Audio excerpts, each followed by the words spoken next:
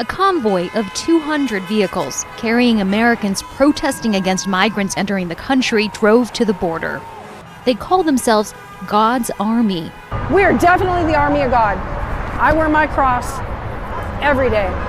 Minnesota Mike says get your butt down to the border. What's your message when you get down there? Shut the border. Keep it closed.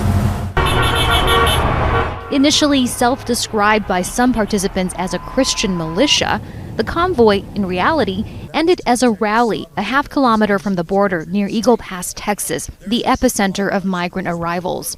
Police searched for weapons, but while the rhetoric was charged with anger and some misinformation, the event itself was peaceful. It's tearing apart all of our major cities, Texas especially. I mean, this is the front door, and they're everywhere. The U.S. recorded more than 300,000 unauthorized border crossings in December, a record high. Most people are fleeing violence and poverty in Latin America, many bringing their children. A few pro-migrant advocates arrived to counter the convoy. We see these border towns as our modern-day Ellis Islands. These are the places where future generations of Americans will tell their story about how their families came into the country. This rally is as much about border policy as it is about politics.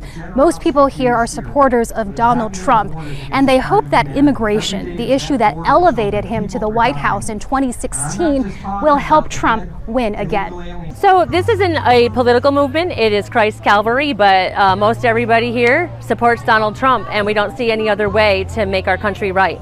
The protesters blame President Joe Biden for the border problem. Biden says he's done all he can using executive powers and that Congress must now act.